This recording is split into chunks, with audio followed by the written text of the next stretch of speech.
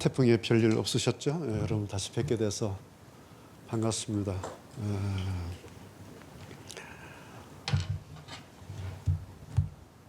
그럼 혹시 개인적으로 좋아하는 대통령, 뭐 우리나라 대통령이든지 미국 대통령 혹시 여러분이 좋아하는 대통령 한 분이 있습니까? 저는 미국 제가 존경하는 대통령 딱 한 분 있어요. 좋아하는 지미 카터 미국 대통령. 제가 책을 하나 오늘 여러분 소개해 주려는데 제가 소개해드린 분도 있고 읽으신 분도 있겠지만 지미 카터의 뭐 자서전적인 그런 책이에요. 제목이 나이 드는 것의 미덕이다라는 책인데 이 책 제가 수도 없이 읽어요. 이 책을 제가 사실은 사람들 어떤 그 자서전 이런 걸 잘 안 읽어요. 네. 근데 이 지미 카터 이 책은 제가 수도 없이 읽고 학생들한테 예를 들어 노년기라든지 뭐 이런 노년 상담 이런 과목이 있을 때 반드시 레포트에 읽히는 그래서 뭐 굉장히 여러 번 읽은 책인데 이 사진도 있어요. 뭐 여러분 보시겠어요? 예, 아마 이렇게 청바지 입고 길거리를 걸어가는 저는 이런 사진 너무 막 부럽고 좋아요. 미국 대통령인데 이렇게 자유롭게 하는 또 사진이 굉장히 많이 있는데 근데 여러분 지미 카터 기억하세요? 56세에 재선에서 실패한 대통령이에요. 미국의 100년 동안에 재선에서 실패한 대통령 딱 3명이랍니다. 그 가운데 한 사람이 지미 카터예요. 무능한 대통령, 실패한 대통령에서 조지아의 뭐 땅콩 농장 주인 막 이렇게 막 비아냥당했던 그런 사람이지 않습니까? 56세에 재선 떨어져서 이제 실업자가 된 거지 않습니까? 정치인으로서는 56세 얼마나 젊어요. 당시로서는 그 기대 수명이 80이었다 했다 그래요. 그러니까 은퇴하고 20년 더 살아야 되는 거예요. 근데 고향 돌아오니까 그동안에 이제 농자를 다루지 못해서 100만 불의 부채가 쌓였더라는 거예요. 다 망하고. 그런데 우리가 잘 알고 있지 않습니까? 퇴임 이후에 더 영향력 있는 전 세계 분쟁 지역의 특사로 마지막 특사가 지미 카터 아닙니까? 다 해결하고 북한에 들어가고 뭐 그런 인물. 세계 평화에 기여하고 어떤 뭐랄죠 뭐 질병 퇴치 운동을 하고 해피타트 사랑의 집 짓기 운동하고 그래서 참 지금 전 세계인으로부터 존경받는 인물 가운데 한 분이 지미 카터 있죠. 2002년인가 노벨 평화상도 받지 않습니까? 뭐 노벨 평화상 받는 게 중요한 게 아니라 56세 정치인으로서의 모든 것이 끝나고 망했다, 재선 실패한 무능한 대통령을 했던 그 사람이 그 후에 전 세계에 영향력을 끼치는 정말 존경을 받는 그런 인물로 있습니다. 그러니까 은퇴 후가 더 보람되고 은퇴 후에 더 멋진 사람으로 지금 살아 계시지 않습니까? 처음보다 나중에 더 멋진 사람. 제가 이 얘기를 왜 하겠어요? 지미 카터 얘기를 하는 이유를 알겠죠? 오늘 설교 제목이 멋진 신앙. 멋진 신앙을 이야기하려고 해요. 오늘. 그 가운데 사도 바울 오늘 16장에 사도 바울 다시 한번 좀 떠올리려고 하는데 우리가 사도 바울 얘기하면 사도 바울이니까 이렇게 해버리면 얘기가 안 돼요. 그렇죠? 오늘 우리가 16장 읽은 사도 바울은 우리가 알고 있는 마지막의 사도 바울이 아니에요. 그렇죠? 단지 위대한 사도여서 멋진 신앙이다라고 말할 필요가 없어요. 대신 어떻게 그는 그런 멋진 신앙을 가진 한 그리스도인이 되었는가? 바울 선생님의 그 신앙 안에는 어떤 것이 들어있는가? 오늘 16장을 통해서 좀 그걸 좀 다시 확인하고 오늘 좀 여러분이나 저나 좀 멋진 신앙 좀 가지면 어떨까?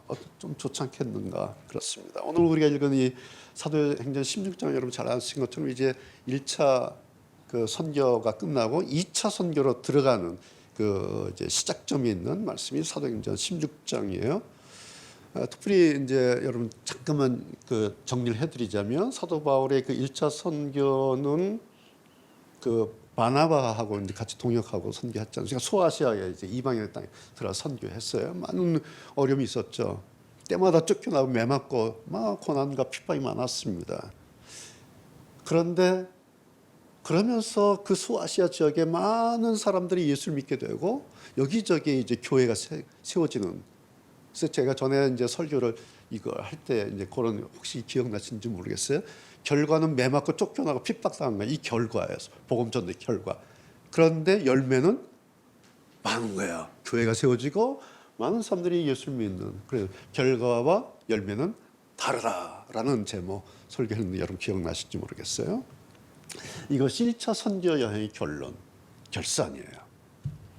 자, 오늘 우리가 읽은 16장은 이제 사도 바울과 파트너가 바뀌어요. 실라하고 바나바하고 이제 좀 다툼이 있었지 않습니까? 그래서 바나바는 마가를 데려가고 이제 바울은 실라를 데리고 이제 선교를 떠나려고 합니다.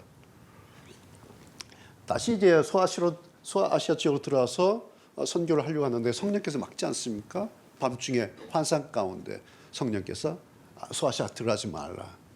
그러면서 마게도냐 어떤 사람이 손을 내면서 우리를 와서 좀 도와달라는 그런 꿈을 꾸고 이제 유럽 쪽으로 방향을 돌리게 됩니다. 거기서 아주 중요한 두 사람을 만나게 됩니다. 16장에 디모데를 만나게 되죠.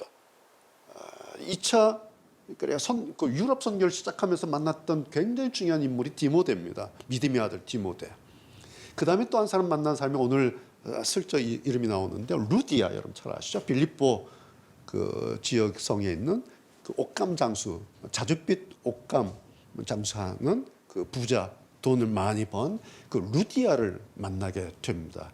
그러니까 유럽 선교가 시작되면서 사도 바울이 사실 양 날개를 얻은 거예요. 믿음의 아들 디모데와 그 다음에 선교 후원자 그 루디아를 만나서 이제 2차 선교 여행이 시작됩니다. 그래서 이제 막 시작되려고 하는데 오늘 우리가 읽어본 것처럼 아주 이상하고 애매한 그런 일을 만나면서 유럽 선교가 처음부터 아주 막 힘들어지는 일이 되죠. 누구입니까? 그 귀신 들려서 점치는 여자를 만나지 않습니까? 근데 이 사람이 도와줘요. 어떻게 해요? 막 바울 일행을 막 선도하면서 앞에 서면서 막 사람들한테 광고를 해야 되지 않습니까? 이분은 지극히 높으신 하나님의 종들입니다. 이분들은 지금 여러분에게 구원의 기회를 전하고 있습니다. 라면서 막 나팔을 불어준 거예요. 막 자기가 막 광고를 해주고 선전해주고 전도해주고 막 하는 거예요. 바울 일행들을. 얼마나 좋은 일이에요. 그렇죠? 그런데 오늘 성경 보면 어떻습니까? 바울이 거기에 대해서 18절에 괴로워했다고 그랬어요. 이게 좀 이상하죠? 괴로워하는 거예요. 이 전도를 해주는데 대신 이분들이 지금 구원을 얘기하고 있습니다, 여러분. 지금 이분들은 하나님의 종입니다라고 다 이야기해주고 구원을 이야기해주는데 바울이 그 얘기를 듣는데 굉장히 싫은 거예요. 불편한 거예요. 그래서 뭐라 합니까? 이 귀신아, 그 여자에서 나가라. 호통을 칩니다. 여러분 왜 그랬을까요? 단지 바울이 복음을 전하는 거 이거 하나만 생각했다면은 복음 전하는 거 예수 믿으라고 하는 요것만 목적을 삼았다면은 어쩌면은 이 여자의 행위들을 놔뒀을 거예요. 왜? 목적이 복음 전하는 거니까. 네, 여러분 지금 누가 이 거룩한 복음을 말하고 있습니까? 더러운 귀신 얘기하고 있어요. 더러운 귀신. 그럼 귀신의 장기 딱 하나 뭡니까? 속임수. 귀신같이 속인다. 귀신 같다. 그게 뭐예요? 속임수란 거예요. 바울이 안 속습니다. 왠지 아십니까? 오늘 첫 번째 주제 예민한 영성이라는 게 이게 바울의 분별력이 백단입니다. 그렇죠?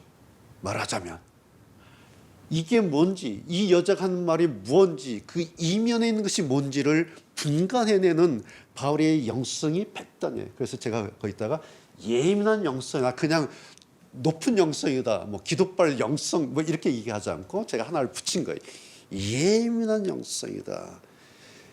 그 여자의 그 말을 읽어낼 수 있는, 배 뒤에 있는 읽어낼 수 있는 그 분별력을 가지고 있는 것이다. 이런 겁니다. 자, 이 여자가 지금 말로 이렇게 하죠. 소개하는데 이분들은 지극히 높으신 하나님의 종이다 이렇게 얘기를 해요. 틀린 거 있어요? 지극히 높은 맞잖아요. 그런데 여기 지극히 높은 하나님이라는 요 용어가 당시 그 문화 헬라 지방의 문화에서는 누구냐니까 여호와가 아니에요. 제우스. 당시 그 유럽 그 지역에서 문화에서 말했던 가장 높은 하나님이라는 개념은 여호와의 개념이 아니라 제우스, 신화에 나오는 최고의 신 제우스를 얘기를 하는 거예요. 용어는 가장 높은 하나님이에요. 근데 그 여자 속 머릿속에 있는 그 대상은 제우스예요. 사람들은 용어를 쓰면 그 용어에 다 넘어갑니다. 왜? 그 사람 머릿속에 있는 그 용어의 내용을 알지 못하기 때문에. 이게 영성이에요. 이것을 분간해낸 분이 사도 바울이에요. 만약에 사도 바울이 이것을 분간하지 못했다면 고마워요 여인이요 고마워요 이렇게 했을 거예요. 그리고 인용을 했을 거예요. 여러분 저 여자가 말한 것처럼 우리는 지극히 높은 하나님의 종입니다. 이렇게 얘기했을 거예요. 그 여자를 인용을 했을 겁니다. 그런데 바울은 귀신아 나가라. 까불지 마. 속이지 마. 나가.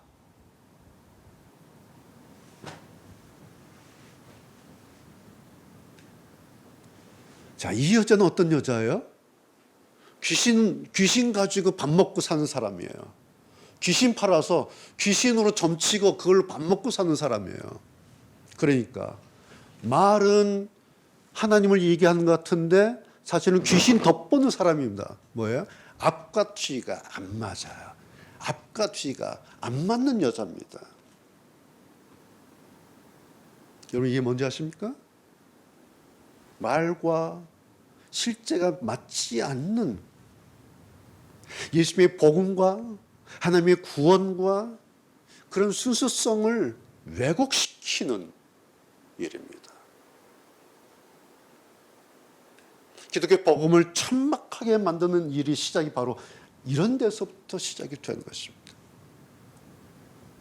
복음을 말한다고 해서 하나님이라의 구원이라고 하는 용어를 사용한다고 해서 사람들한테 예수 믿으세요, 예수 믿으세요라고 떠들어댄다고 해서 물론 일정 부분 그것이 전도가 될 수 있고 선교에 도움이 될지도 몰라요. 그렇다고 여러분 바울이 그거 허용하겠어요? 절대 그런 일 없습니다. 귀신의 그럴듯한 말에 바울이 속아 넘어가겠습니까? 천만에요. 왜 그러겠습니까? 바울은 귀신이 말하는 그럴듯한 말보다 더 예민한 영성을 가지고 있기 때문에 그렇습니다. 귀신의 그럴듯한 말보다는 복음을 제대로 알고 있기 때문에 바울은 복음을 정확하게 알고 있기 때문에 그렇습니다. 바로 이것이 사도 바울의 분별력입니다. 분별력. 사도 바울의 이 예민한 영성에 귀에 거슬린 겁니다. 만약에 사도 바울 안에 이런 영성, 예민한 영성이 없었다면 거슬리지 않은 거예요. 고맙네. 알지도 못하는 사람이 나를 도와주네. 하나님이 나를 위해서 보내신 여잔가 보다. 동역자인가 보다. 야, 하나님 예비하셨구나 세상에. 라고 덥석 안았을 겁니다. 그런데 그 얘기를 듣는데 괴로운 거예요. 고통스러워. 분이 나는 거예요. 저 더러운 것이 저 입에 복음을 이야기해 저까지 게 바울의 속에서 분하고요. 왜? 바울의 예민한 영성이 센서가 작동이 되는 겁니다.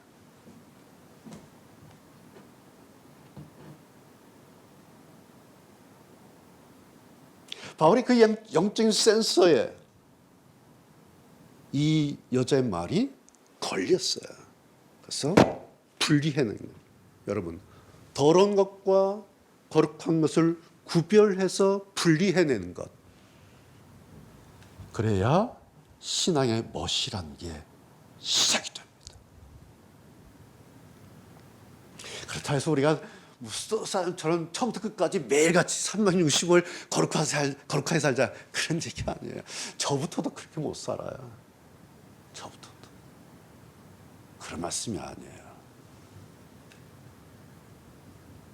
그러나 한 가지 분리해내는 그 센서가 우리한테 있으면 거기서부터 신앙의 멋이라고 하는 것이 시작이 됩니다. 그런데 이게 없으면, 이거 없이 살면 뭐야 저 사람 목사래, 장로래, 뭐야. 그 이유가 뭔지 아십니까? 이 센스가 없는 거예요. 여러분 지금 우리가 보고 있지 않습니까? 얼마나 혼탁한 시대입니까? 사회적으로 뿐만 아니라 영적으로 모든 면에서 얼마나 혼탁합니까? 그렇죠? 여기 우리 자녀들이, 우리 아이들이 여기에 지금, 그리고 우리들도 여기서 살고 있지 않습니까? 우리가 경험하고 있지 않습니까? 지난주에도 잠깐 말씀드렸지만 성경과는 점점 이렇게 멀어지고 있는 시대에 우리가 지금 살고 있습니다. 이건 어쩔 수 없는 일이고 이것은 다 우리가 알고 있는 일이고 성경에서 다 말씀하고 있는 일입니다. 그런 시대입니다. 성경이 밀려나고 있는 시대. 특별히 어디에서요?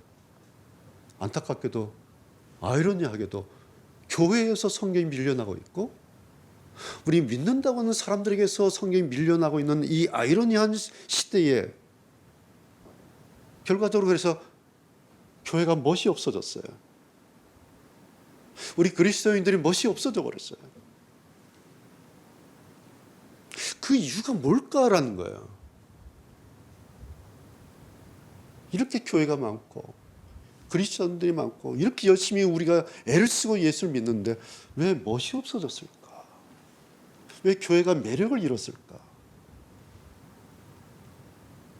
왜 사람들이 우리 그리스도를 보면서 야 역시 예수 믿는 사람 멋있다라고 말하지 않을까? 그 이유가 뭘까? 정말 고민되는 일이에요. 여러분 양해해 주십시오. 제가 사실은 뭐 다른 교회나 뭐 이런 얘기 안 하고 싶어요. 누가 누구한테 돌을 던져요. 그런데 그냥 설교하기 위해서 어쩔 수 없는 건데 우리는 이제 예장 합동 측이에요. 예수교 장로의 합동 측 총회고요. 그 통합 측 총회가 있어요. 명성교회, 장신대 쪽 이게 이제 통합 쪽이에요. 예장 통합 교단에서 결의 한 개 가운데 하나가 뭐냐니까 교회에서 그 매직 마술 한 거 근무해라. 교회에서 마술 하는 거 하면 안 된다라고 교단에서 총회에서 결의를 한 게 있어요. 법으로. 그런데요. 어떤 기사를 읽다 보니까 기가 막혀서 그 교단 통합 측 장로교 통합 측 교단 총회장님의 그 교회에서 마술쇼를 한 거예요. 이 사건이 돼 버렸어요. 교회에서 마술쇼를 했어요. 그래서 막 이제 뭐 기사가 되고 했어요. 근데 제가 그 기사를 읽어봤어요. 딱 한마디요. 왜 했냐? 반응이 좋아서. 교회에서 마술쇼를 했대야 마술 누구 데려다 했겠죠. 애들 데리고 했는지. 근데 그 인터뷰 그 총회장 그 목사님의 인터뷰가 딱 한마디 반응이 좋아서 했어요. 그런 거. 근데 총회에서 뭐라니까 안 할게요. 근데 그 얘기를 총회장이 하는 거예요. 총회에서 하지 말라고 했는데. 제가 그런 기사를 보고 이게.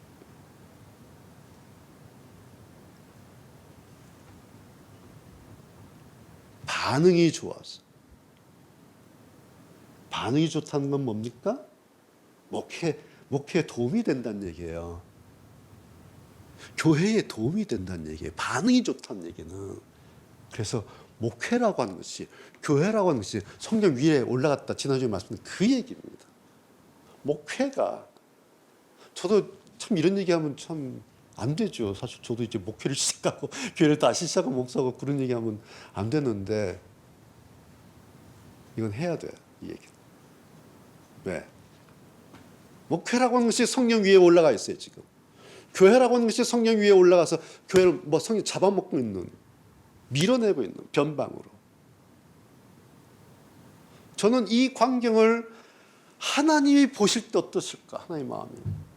당신의 이 거룩한 말씀이 교회로부터 밀려나온 이 장면을 하나님께서 데려다 보실 때 우리 아버지의 마음이 어떠실까?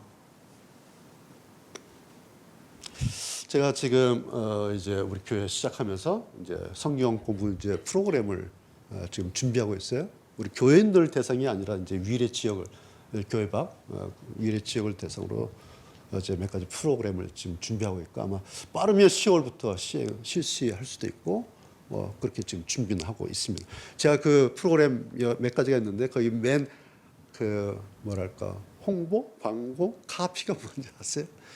이런 거예요. 정말 성경을 제대로 알고 싶으세요? 이런 거예요. 정말 성경을 제대로 알고 싶으세요? 오케이, 와 보세요 한번. 위례에 도전해 보는 거예요. 그 이제 아카데미, 성경 아카데미 지금 제가 준비를 하고 있는데, 여러분 지난주에 말씀드린 것처럼 내 영혼의 마중 하나님의 말씀을 우리가 제대로 정확하게 알지 못하면 성경에서 가르치는 영성의 맛, 신앙의 멋 절대 맛볼 수 없습니다. 사도 바울이 가지고 있었던 것이 바로 이거였어요. 만약에 여러분 생각해 보세요. 오늘 우리가 16장 읽었는데 오늘 본문에서 사도 바울이 이 귀신 들린 여자한테 그렇다면 넘어가서 그래서 사도 바울이 이 여자를 당신의 선교 현장에 데리고 다니면서 많이 이렇게 효과를 보고 전도하고 막 했다라고 성경이 이렇게 기록되었다면, 그것을 오늘 우리가 읽는다면 여러분 어떤 마음이 들겠습니까?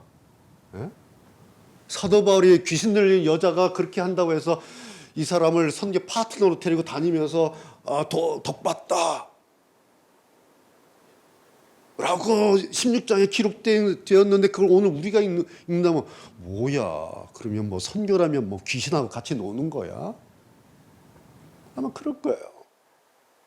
그러면서 뭐야 이 성경이 뭐 귀신하고도 놀고 성령하고도 놀고 뭐야, 때려치자. 여러분 그거라면 그게 복음이겠습니까? 그러면 그게 기독교겠습니까? 예민한 영성, 정확한 말씀의 분별력, 순수한 복음과의 만남. 저는 3.13 교회를 다시 시작하면서 다른 거 하고 싶은 마음이 없어요. 여전히 하나님 말씀 안으로 다시 들어간다. 지난 신랑교회 13년도 돌아보니까 너무 짧아요. 저의 정년으로 말하면 7년인데 이건 그냥 그야말로 그냥 13년 비하면 이건 그냥 날아갈 것 같아요. 이 짧은 시간에 내가 뭘 할까? 이 짧은 시간에 하나님 말씀 안에 들어가는 것도 벅차고 그거 하나 하기도 바쁘고요. 그거 하나 하기도 너무 많아요. 다른 거 할 눈 돌릴 겨를이 없어요.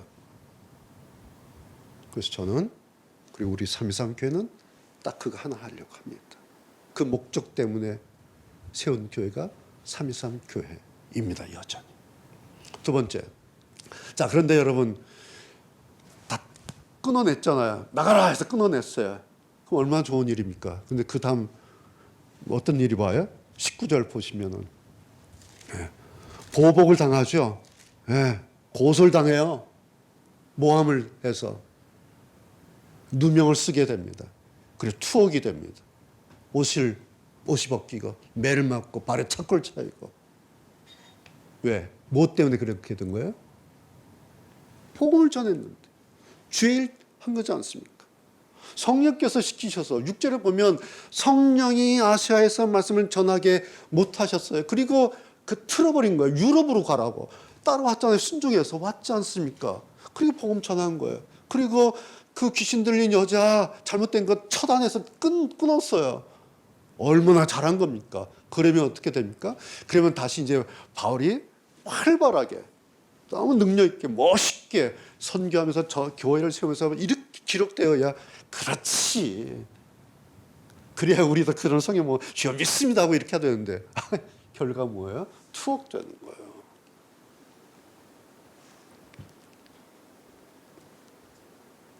얼마나 억울했겠습니까? 얼마나 속상했겠어요. 낙심은 되지 않겠어요? 왜? 내가 나 위해서 한 거 아니잖아요. 돈 벌려고 한 게 아니잖아요. 주의 복음 성령께서 막아서 보내서 왔었는데 이게 뭐야? 내가 잘못한 것도 아니고 귀신 쫓아냈고 정리했는데 이게 뭐야? 인간으로서는 낙심될 수 있어요. 억울할 수 있어요. 그리고 의심될 수가 있어요. 성령께서 떠나셨나? 나를 버리셨나? 혹시 내가 실수했나? 저 여자 제대로 했는데 내가 괜히 오버했나? 온갖 생각이 들 수가 있는 겁니다.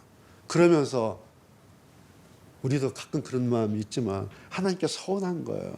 주님, 내가 뭘 얼마나 잘못했다고? 내가 뭘 얼마나 잘못했다고? 하나님, 이렇게까지 하십니까, 나를? 나를 이렇게까지 만드셔야 하나님 직성이 풀리시겠습니까? 라고 항의할 수 있는 겁니다, 이 상황이. 근데 바울이 25절, 밤이 되었어요. 옷 다 벗겨지고 캄캄한 지하 감옥에 갇히지 않습니까? 거기서 바울과 실라가 기도하고 하나님을 찬미하며 죄수들이 듣더라. 제가 그래서 두 번째, 고난에서의 멋이다. 고난이지 않습니까? 핍박, 억울함이에요. 그런데 이 두 분이 그 몰골이 뭐 얼마나 형편없겠어요. 매 맞고 뭐 밥도 못 먹고 거기서 찬송을 하고 기도를 하는 거예요. 캄캄한 옥중에 이중창, 유니손으로 했을지 듀엣으로 했을지 모르겠어요. 바울과 실라가 찬송을 부르기 시작합니다. 밀폐된 공간에서 찬송 남성 이중창 얼마나 아름답게 울려 퍼지겠습니까? 옆에 감옥에 있는 죄수를 다 듣고 간수도 들어요. 무슨 내용인지, 무슨 노랫말인지. 그러면서 기도합니다. 하늘을 향해서. 그 어둠 속에서 기도하는 두 사도의 그 실루엣 여러분 한번 떠올려 보세요. 기도하는 두 사람의 실루엣과 감옥을 울려 퍼지는 남성 이중창의 그 듀엣. 여러분, 환경이 그런 것은 아니지 않습니까? 기도할 수 있는 환경이에요? 찬송할 수 있는 환경이 아니지 않습니까? 단지 그럼 왜 기도하고 왜 찬송했을까요? 이것밖에 할 게 뭐가 있어요? 그 안에서 아무것도 없는 거예요. 전도할 수 있어요? 뭐 할 수 있어요? 아무것도 할 수 없어요. 그런데 이것이 바울과 실라가 그 갇힌 곳을 뛰쳐나갈 수 있는, 자유할 수 있는 돌파. 그래서 멋있다. 고난이 멋있는 게 아니라 고난에서 그렇게 할 수 있는 그들의 그 모습이 멋있다라는 말씀입니다. 이것이 믿음이고 이것이 믿는 사람의 여러분 힘이죠. 캄캄한 거기서 그들이 방향을 잡았어요. 어디로요? 인간적으로 보면 땅으로 방향 잡는 거예요. 이게 뭐야? 억울해, 속상해.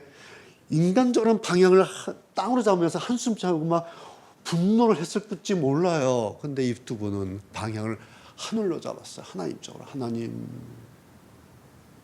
기도하면서 찬송하면서. 여러분, 이것이 신앙의 멋이에요. 이것이 능력이에요. 이것이 진리에서 얻게 된 자유함입니다. 옥에 갇혔어요. 그런데 그들 마음껏 자유하면서 해요. 기도하면서 찬송하면서. 여러분, 이것이 신앙이에요.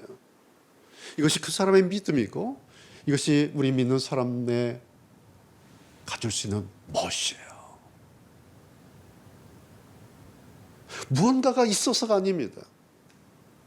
지금까지 선교 1차 선교에서 뭐 많이 예수를 믿게 하고 교회를 세워서 그런 선교의 실적 때문에 이런 게 아닙니다. 딱 하나, 고난 속에서도 하나님께로부터 얻었던 그 여유. 바울과 실라에게 이것이 있었어요. 하나님에게서 얻은 자유, 여유. 현실은 엄연한 환난이고 고난의 자리입니다. 그런데 그 고난의 자리를 바울은 기도의 자리로, 찬송의 자리로 되치기를 해버린 거죠. 이것이 신앙의 멋이고 이것이 믿음의 힘이고 제가 볼 때 너무 멋진 거예요. 나도 이렇게 할 수 있을까? 나도 이 어려움이 있을 때에 툴툴 쏘고 하나님을 향해서 기도하고 나도 이렇게 억울할 때에 그 억울함 한숨 탄식 대신에 하늘을 향해서 찬송할 수 있을까? 멋있다. 이고 싶다. 이것이 고난의 모습이에요. 그러면서 이제 하룻밤 지나간 거죠. 밤에 찬송하고 기도하는데 지진이 일어난 거예요. 그래서 석방이 되게 됩니다. 이제 나가면 끝입니다. 아침 되어서 이제 나가면 돼요. 끝이에요. 그럼 어젯밤 그 억울함 끝나는 겁니다. 그런데 아니죠. 37절에 무슨 일이 생깁니까? 이제 보내려고 하니까 바울이 거부해. 안 나간다 그래 버려요. 그리고 네가 나를 모시고 나가라. 그리고 나한테 사과해. 그런 겁니다. 37절에 이런 얘기를 해요. 야, 내가 로마 시민인데 너희들 어제 우리를 재판도 하지 않고 사람들 하면서 그 모욕 주고 매를 치고 니네들 마음대로 해놓고 이제 감옥에 처박고 나왔어. 그랬더니 이제 슬그머니 우리를 놓아주려고 우리를 나가라고? 그렇게 안 돼. 상관 오라 그래. 나한테 와서 나한테 사과하고 그리고 모시고 나가라 그래. 라고 버틴 거예요. 바울이 하룻밤 감옥에서 지내면서 기도하면서 찬양하면서 생각해 보니까 이 법률가 아닙니까? 바울이 법률가예요. 법적으로 이게 완전히 잘못된 거예요. 바울이 로마 사람인 우리를 성에 이렇게 보니까 아마 실라도 로마인인 것 같아요. 근데 이 사람들이 유대인인 줄 안 거예요. 이 사람들이. 바울과 실라가 유대 사람인 줄 아는. 유대로부터 예루살렘에서 왔으니까 그냥 조회하지 않고 그냥 무조건 쳐가지고 집어넣으면서 이 사람은 유대인들이야. 함부로 한 거예요. 근데 나중에 알고 보니까 로마 시민권자예요. 큰일 나는 겁니다. 여러분 잘 아시죠? 로마법에는 로마 시민은 본인의 동의가 있어야 재판할 수가 있어요. 그리고 거부하면 재판을 할 수가 없어요. 그리고 당당하게 로마 황제까지 가서 항의할 수 있는 권한이 있는 사람들이 당시 로마법, 로마 시민이에요. 그래서 최고의 시민권이 로마 시민이에요. 굉장히 큰 권리와 그 힘을 준 것이 로마 시민 법입니다. 법으로.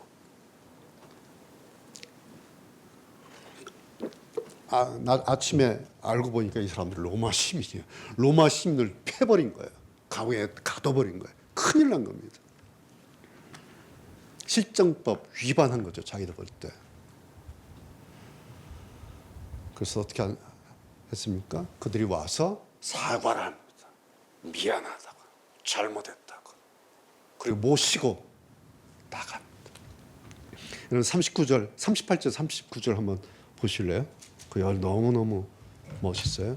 아전들이 이제 그 부하들 간수들이 이 말로 상관들이 자 이제 그 집정관이겠죠. 치안관들 상관들에게 고해요. 말해요. 저희가 로마 사람이라 해요. 그래서 두려워하여 겁난 거예요. 와서 이제 왔어요. 권해요. 이제 싹싹 비는 거예요. 그리고 데리고 나가 성에서 떠나기 청하니라 부탁하는 거예요. 제발 선생님 잘못했어요. 가세요. 제발 가주세요. 제발 가주세요라고 싹싹 빌어요. 얼마나 통쾌하고 얼마나 멋진지 몰라요. 여러분 만약에요 바울이 이제 나가 그랬을 때 아유 이제 끝났나 보다 나가자 하고 나갔으면 이런 일 안 생겨요. 그런데 그리고 바울이 나 로마 시민이야 라는 말을 하지 않았다면 아무런 일도 없었던 걸 끝나는 일입니다. 그런데 아니에요. 바울이 나 로마 시민이야. 너희들 잘못했어. 너 잘못 걸렸어. 잘못 건드렸어. 라고 자기를 밝히는 겁니다. 그리고 자기를 주장하는 겁니다. 여러분 바울이요 무슨 로마 법 가지고 무슨 자기 이익 챙기자고 이렇게 하는 게 아닙니다. 정확하게 하자는 겁니다. 정당하게 합법적으로 하자라는 겁니다. 왠지 아십니까? 바울이 복음 사도지 않습니까? 그런데 바울이 어디서 삽니까? 현실에서 사는 사람이에요. 사회 속에서. 바울이 사도라고 해서 수도원 저 계곡 속에 들어가서 사는 사람이 아니에요. 법 없이 사는 사람이 아니에요. 시민으로 사회 속에서 시장에서 텐트 키워가면서 돈 벌어가면서 노동해가면서 사는 시민이에요. 시민으로서 권리. 정정당당하게 합법적으로 그 주장한 겁니다. 그래서 제가 이런 걸 보면서 멋있다. 그리고 당당하게 자기를 주장하는 그 힘. 저는 이런 걸 보면서 우리가 이 세상 속에서도 우리가 이 사회 속에 사는데 얼마든지 멋을 그리고 나의 어떤 것을 챙길 수 있구나. 그게 멋진 일이다. 합리적인 일이다. 정당하게 내 권리를 찾으면 그것도 멋진 일이 될 수 있다라는 거예요. 저는 오늘 이 바울을 보면서 그런 걸 좀 봅니다. 근데 여러분 이런 모든 거 오늘 이제 세 가지를 말씀드렸죠. 예민한 영성의 멋, 예민한 영성을 가지고 있기 때문에 어떤 그런 멋이 나기도 하고 고난에 있었지만 그러나 기도가 찬송할 수 있는 그런 걸 통해서도 참 우리 그리스도인들이 멋일 수 있다. 그리고 어떤 일에 대해서 정정당당한 것에 대해서 합리적인 것에 대해서 나를 주장할 수 있는 이것도 멋있는 일이다. 자, 네 번째, 그렇다면 이 신앙의 멋이라고 할 때 이게 무엇으로부터 왔겠냐라는 거예요. 이것이 어디로부터 왔겠냐라는 거예요. 두드려 맞았어요. 벌거 벗겨졌어요. 쇠사슬에 묶였어요. 감옥에 처박혀 있었어요. 그런데 이들에게 유일한 숨 쉴 수 있는 통로 하나가 있었지 않습니까? 주님, 하나님. 바울과 실라는 그 감옥에서 그 하나님으로 향했습니다. 그를 주님이라 불렀죠. 그 주님께 탄식의 기도를 드리고 그 주님께 찬양의 노래를 올려드렸습니다. 그 기도를 옥에서 드려지는 그 기도를 천사가 금향로에 담아서 하나님께로 들고 가. 그리고 하나님의 은혜를 다시 그 옥중에 있는 바울과 실라에게 하나님께서 내려주셨습니다. 하나님께서 그 캄캄한 감옥에 임마누엘 하신 겁니다.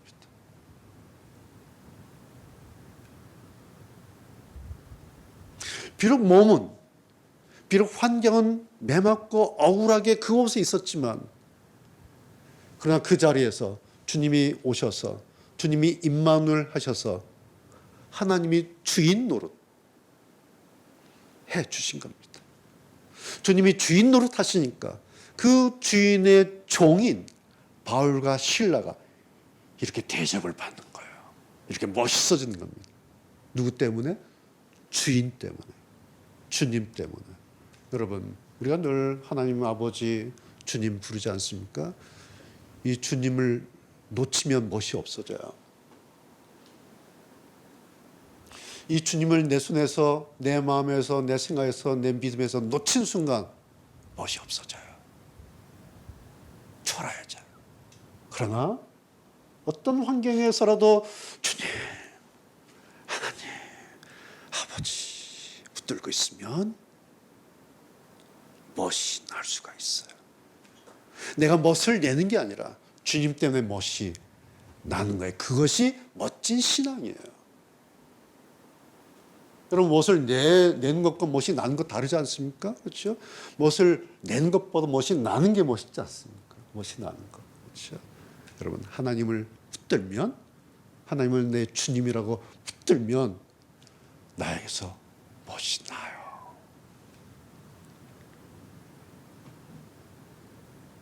참 저는 감사한 게 아까도 기도할 때도 그런 기도 드렸지만 참 주님을 주님이라고 그렇게 부를 수 있는 거 얼마나 큰 은혜인가. 어떻게 내가 창조자 하나님을 주님 이렇게 부를 수 있는가. 어떻게 생각하면 기적 같아요. 정말 기적 같아.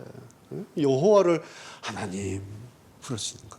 하나님을 향해서 아버지라고 부를 수 있는 거. 참 기적 같은 일이 현실로 나에게 우리에게 지금 와 있지 않습니까? 여러분 이거 누리셔야 돼요. 누리셔야 돼요. 이제 마지막 결론은 그 신앙의 끝은 멋이다 그렇게 했어요. 여러분 보셨겠지만 우리 교회의 323 교회의 컨셉이 핵심 관심사예요. 이 주제예요. 우리 교회 카피예요. 신앙의 끝은 멋있다. 여기 끝이라고 하는 것은 결말이라는 뜻이에요. 열매라고 하는 의미입니다. 신앙의 결말이 뭐냐? 우리가 30년, 40년, 50년 평생 예수 믿고 신앙생활을 하는데 그 결말이 뭐냐? 그 끝이 뭐냐? 멋이에요.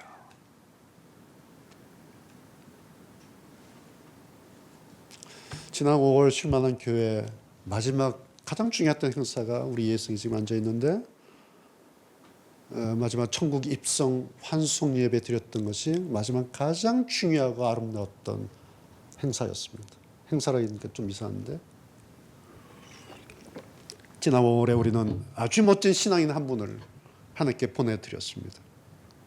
그분의 투병 과정을 우리가 다 봤고 그분의 임종 마지막까지를 우리가 다 보면서 얼마나 아름답게 얼마나 믿음 하나로 그렇게 영광된 자리로 점점점 다가가는 그 모습을 다 보면서 우리는 기꺼이 먼저 그리고 기쁜 마음으로 그리고 다시 만날 그 설렘을 약속하면서 그렇게 천국 하나님 품에 보내드렸습니다. 왜요? 그 사모님 그 권사님 신앙의 끝이 너무 멋있었기 때문에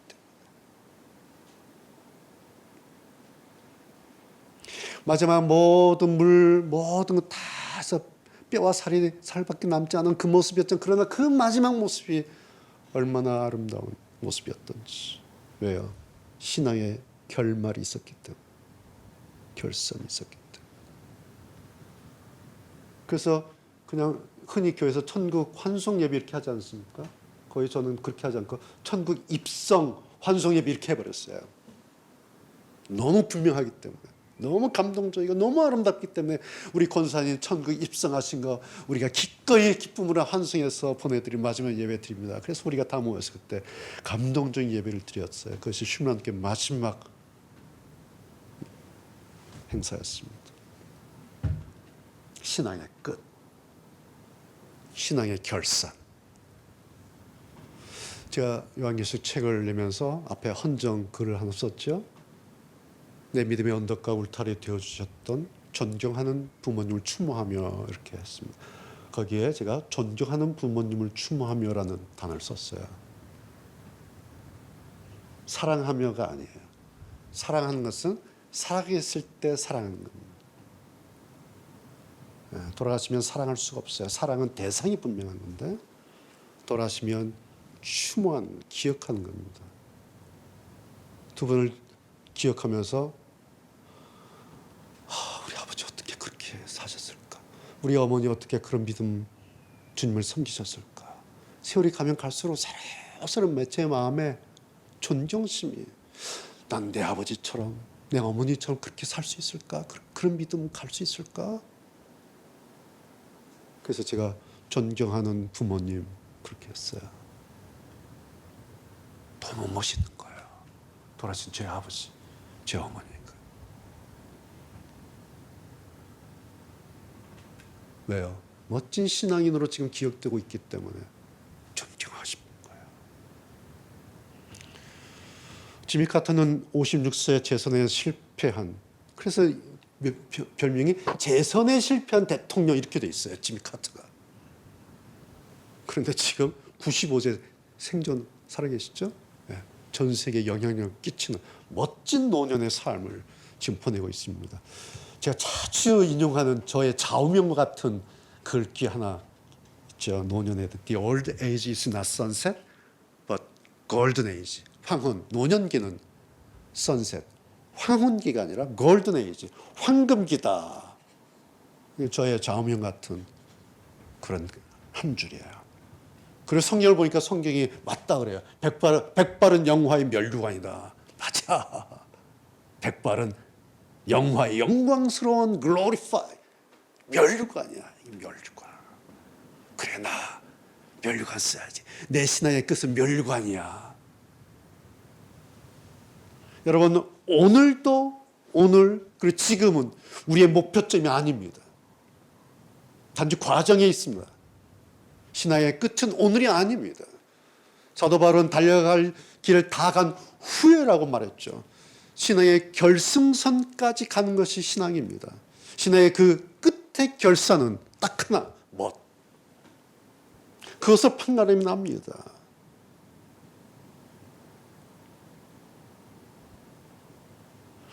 그래서 내 신앙의 그 결사는, 신앙의 끝은 무엇이다라는 이 한 줄은, 그렇다면 오늘 나는 어떨지? 오늘의 나를 점검하고 돌아보게 하는 하나의 잣대입니다. 그 한 줄은. 신앙의 끝이 무엇이라 그랬는데 오늘 나는 멋있나? 왜 이러지? 이러면 안 되겠다. 라고 나를 점검하고 다시 확인시켜주고 내 믿음을 돌아보고 하나님과 나와의 관계의 그 거리가 어떻게 돼 있는가? 얼마나 좁혀지고 멀어졌는가? 내가 지금 하나님 쪽으로 방향을 잡았는가 안 잡고 있는가? 잘 가고 있는지 안 가고 있는지, 내 믿음의 현주소는 어떤지를 돌아보게 하는 잣대와 같은 한 줄입니다. 여러분, 이 작업을 하지 않으면요, 세월 한참 흐른 후에 자칫 적도의 무풍지대 같은 곳에 있을 수가 있습니다. 이 작업을 하지 않으면 세월 흐른 다음에 시베리아 동퇴 같은 곳에 가서 달달달달 떨고 있는 그 초람에 있을 수가 있습니다. 그러나 이 신앙의 이원리 잊지 않고 날마다 가게 되면 어느 날 마치 마크 트웨인의 큰 바위 얼굴에 그 얼굴처럼 그 영광을 맛보게 될 것입니다. 얼마나 기대가 되고 설레고 내 시간의 먼 미래까지를 내다보면서 나 멋있는 사람 될 거야. 멋있는 그리스도인 될 거야. 여러분, 멋진 신앙을 꿈꾸지 않는 그리스도인이 어디 있겠습니까? 다들 나름 멋진 신앙, 멋진 그리스도인, 칭찬받는 하나님의 자녀가 되기를 소원합니다. 여러분이나 저나 다. 그런데 여러분, 분명한 것은 소원한다고 저절로 어느 날 멋진 신앙인 되지 않습니다. 딱 하나 조건 있다면 이겁니다. 멋진 신앙을 가져야 멋진 신앙인이 되는 겁니다. 소원한다고 되는 거 아닙니다. 꿈꾼다고 되는 거 아닙니다. 내가 멋진 신앙을 가져야 멋진 신앙인 되는 겁니다. 그래야 내 신앙의 끝, 내 신앙의 결말과 열매가 멋지게 되는 거예요. 그러면 세월 흐른 다음에 우리 자녀들이, 우리 후손들이 제가 그렇게 한 것처럼 존경하고 또 그 뒤를 따라서 믿음으로 살게 될 것입니다. 그것은 전적으로 내 몫입니다. 그리고 전적으로 그것은 내가 풀어가야 할 나의 숙제입니다. 기도하시겠습니다.